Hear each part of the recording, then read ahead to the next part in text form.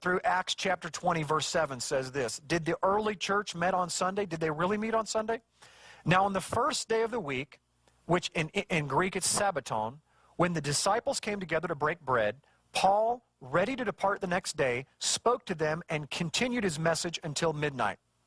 Now, here's the key behind Acts chapter 20, verse 7, is the phrase does not say first day of the week. If you'll notice there, if you keep the slide up, it says that the word day is in italics. It is not in the original language.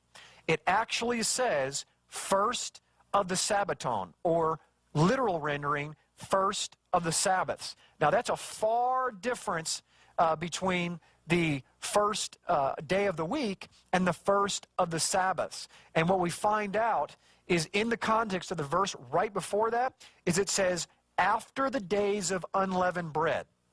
So we know we're in the days of unleavened bread, and without going into all the history, the day after the weekly Sabbath, okay, Yeshua dies, 3 days later, he rises from the dead.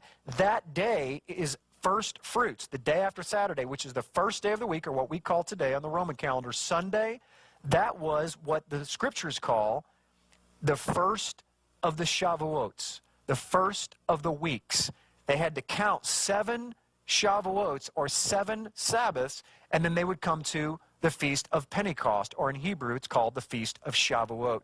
And right here in Acts chapter 20, what he's really saying is that this is the Feast of First Fruits. This is the first of the weeks that they count, the first of the Sabbaths.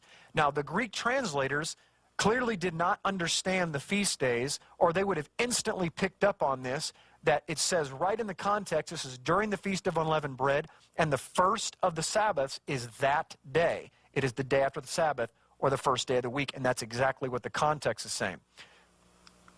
Very important that we understand the front of the Bible if we're going to understand the back of it. Let's move to 1 Corinthians chapter 16, verse 1. It says this, now concerning the collection for the saints, by the way, this is the only other time that first day of the week is used in the entire New Testament.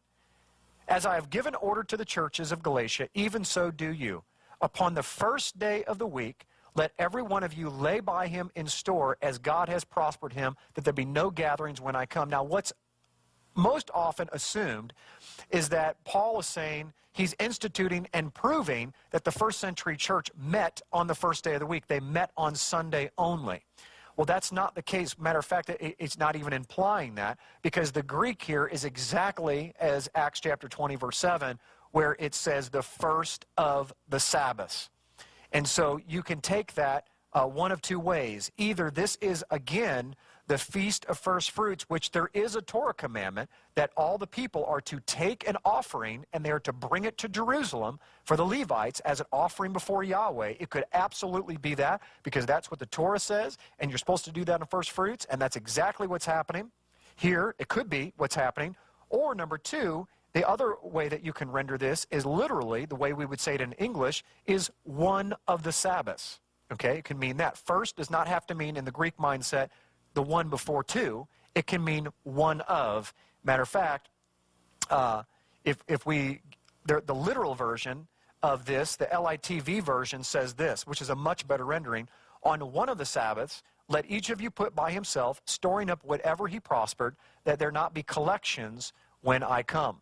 And so what we see here is in one of the major Christian versions, we have a very good, much better rendering. They're much more intellectually honest with the scriptures, that it cannot mean first day of the week, because the word is not week there. The word is Sabbath. The word is Shabbat, or Sabbaton.